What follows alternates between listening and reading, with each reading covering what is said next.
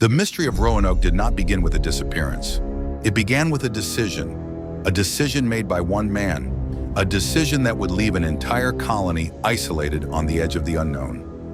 In 1587, Governor John White sailed away from Roanoke. He believed he would return within months. He was wrong. Chapter 2. The Fateful Departure. In the summer of 1587, the colony of Roanoke finally began to take shape.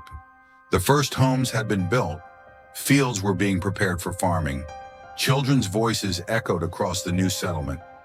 After years of failed attempts, the English finally saw a glimmer of hope. But that hope was fragile. Roanoke remained a small outpost in an unfamiliar land. Food supplies were running low. Crops had not yet matured. Tensions with some Native American tribes were beginning to grow. The settlers knew they faced a difficult choice. Without new supplies, the colony might not survive. All eyes turned toward Governor John White. He was the leader of the colony, the representative of England in the New World, and the only man capable of returning home for help. Yet for White, the decision was deeply personal. His daughter was living in Roanoke. His granddaughter, Virginia Dare, was there as well. If he left, he would leave his family behind. But if he stayed, everyone might starve. In the end, White chose what he believed was necessary. He would sail back to England and return with supplies. Before departing, White gathered the settlers together. None of them knew this would be their final farewell. White feared the colony might be forced to move while he was away, so he proposed a simple plan. If the settlers left Roanoke, they should carve the name of their destination. If they were forced to leave because of danger, they should also carve a Maltese cross. It was a simple agreement, yet it would later become one of the most important clues in the entire mystery. The day of departure arrived, the sails filled with wind. Roanoke slowly faded into the distance. White stood on the deck and watched the colony disappear from view. He believed he would return within months, perhaps before winter arrived. He had no idea that history had other plans.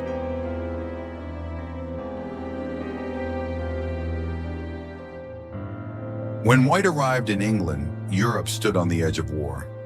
Tensions between England and Spain were reaching a breaking point.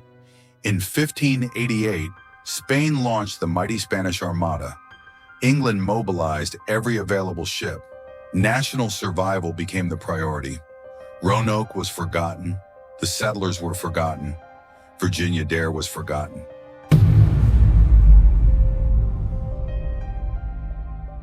White desperately searched for a way back. He sought funding. He searched for ships. He appealed for support. Again and again, he failed. Months became years. No letters arrived from Roanoke. No ships came from the colony. No news reached England. Roanoke had fallen silent. Finally, in 1590, White found a way back. Nearly 3 years had passed. As the ships crossed the Atlantic, White imagined seeing his family again. He imagined a thriving colony waiting for him. But what awaited him at Roanoke was something entirely different. After nearly 3 years, John White was finally coming home. He believed he would see his family again. But as the ships approached Roanoke, something was terribly wrong. The colony was silent. Chapter 3. The Empty Colony. In August of 1590, White's ships finally reached the coast of Roanoke. The weather was rough. Strong winds battered the ships as they approached the island. Yet White was filled with anticipation. Soon he would see his daughter again. Soon he would see Virginia Dare, the first English child born in the New World. As the landing party approached the shore, something felt strange. There were no welcoming voices, no fires burned in the distance, no signs of life appeared anywhere. The island was silent. Unnaturally silent. White immediately sensed that something was terribly wrong. The settlers' homes were still standing. Wooden fences remained intact, but there were no people. Not a single person. White searched every corner of the colony. He called out for his family. No one answered. The colony was empty. There was something even stranger. No bodies were found. No graves could be seen. There were no signs of battle, no burned buildings, no scattered weapons. It was as if the entire colony had simply vanished. Then White discovered something carved into a wooden post. A single word, Croatoan. White froze. He remembered the agreement made years earlier. If the settlers moved, they would leave a message. Croatoan was the name of a nearby island inhabited by friendly Native Americans. White searched for another sign. Years earlier, he had given specific instructions. If the settlers left because of danger, they should carve a Maltese cross. But there was no cross, only the word Croatoan. For a brief moment, White felt relief. Perhaps the settlers had simply relocated. White desperately wanted to sail to Croatoan Island. The answer might be waiting there. His family might still be alive.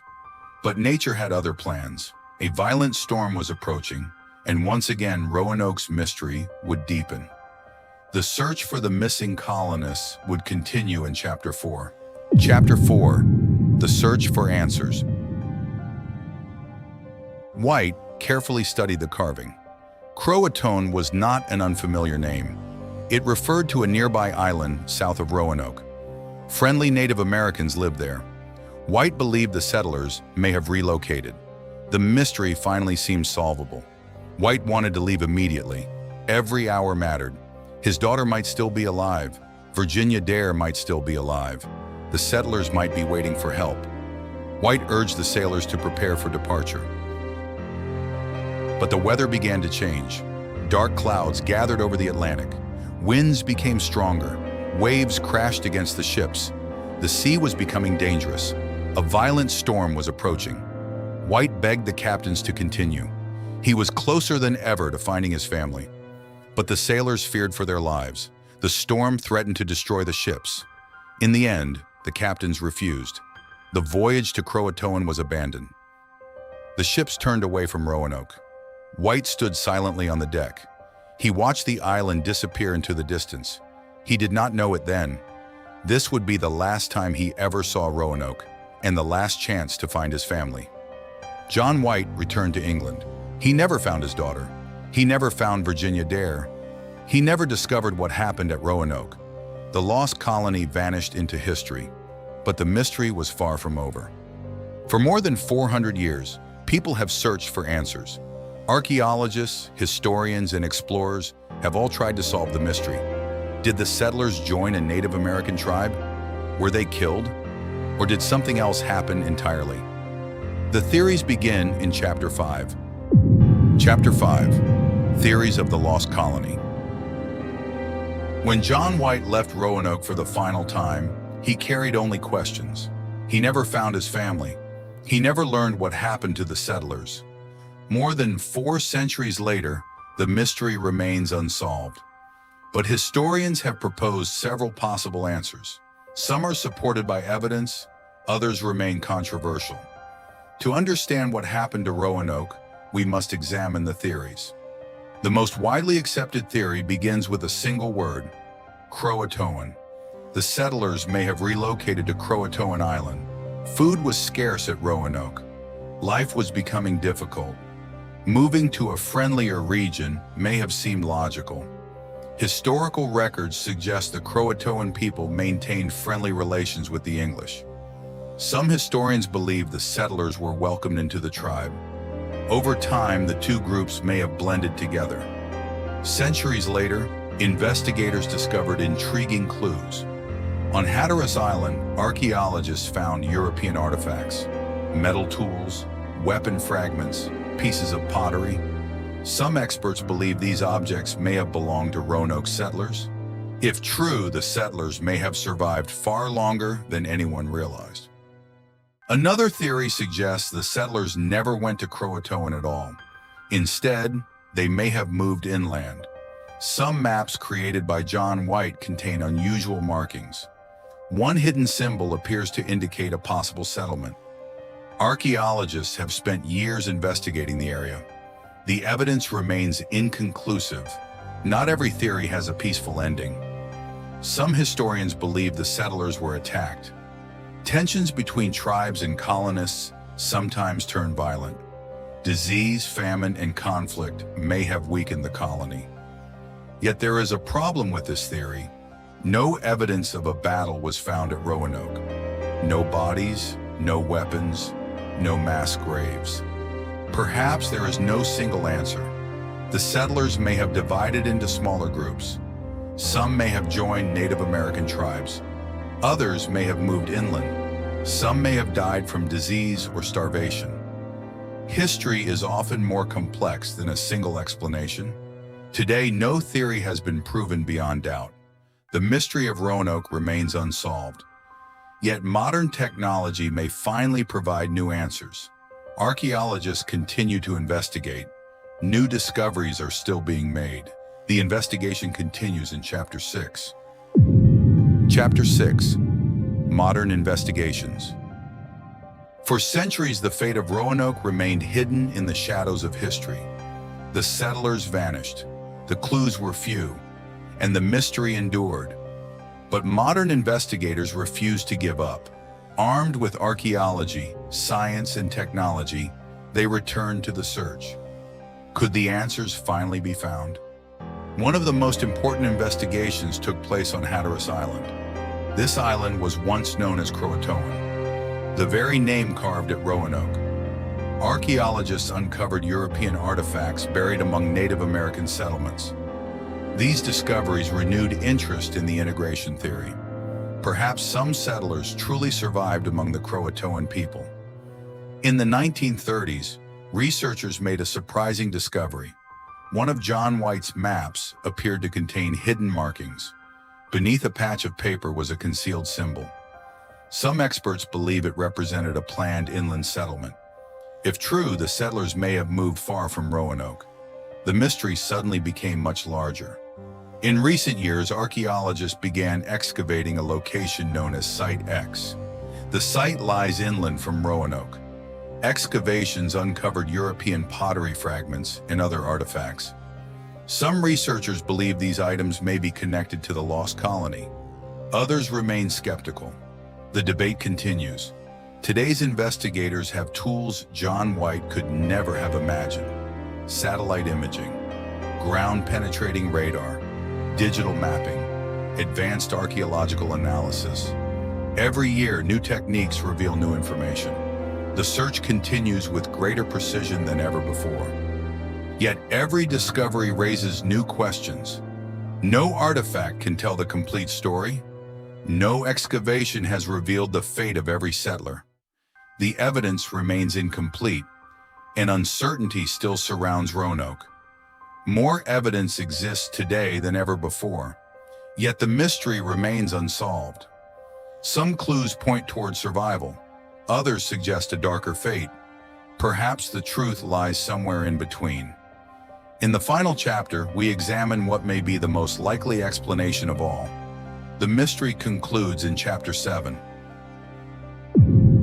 Chapter 7: The Unsolved Mystery.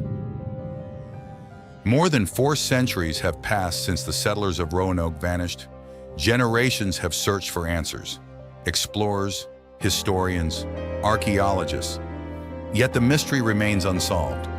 Today, we know far more than John White ever did, but certainty remains elusive. Before we close this investigation, one question remains. What most likely happened to the Lost Colony? Some theories have captured the public imagination for centuries. Tales of secret massacres, mysterious disappearances, even supernatural explanations. Yet evidence for these theories remains weak. No mass graves have ever been found. No battlefield has been discovered. No evidence suggests a sudden catastrophic event. Today, many historians favor a different explanation. The settlers likely did not vanish all at once. Instead, they adapted. They moved. They divided into smaller groups. Some may have joined friendly Native American communities. Others may have traveled inland. Over time, their identities may have blended into the surrounding population. Roanoke was isolated, Supplies were limited, communication with England failed, disease, hunger, and uncertainty shaped daily life. Under those conditions, relocation may have been the only realistic choice. Survival often requires adaptation, and adaptation may be the key to understanding Roanoke. Although the colony disappeared, its story never did. Roanoke became one of America's greatest historical mysteries. Books were written, documentaries were produced, new investigations continue today. The Lost Colony became part of American history. Perhaps the settlers of Roanoke were never truly lost. Perhaps they survived in ways history failed to record. Their names disappeared. Their colony vanished. But traces of their lives may still remain hidden across the landscape of North America. More than 400 years later, the mystery endures. The Lost Colony of Roanoke remains one of history's greatest unsolved mysteries. And perhaps that is why we continue searching. Thank you for watching. What do you believe happened to the Lost Colony?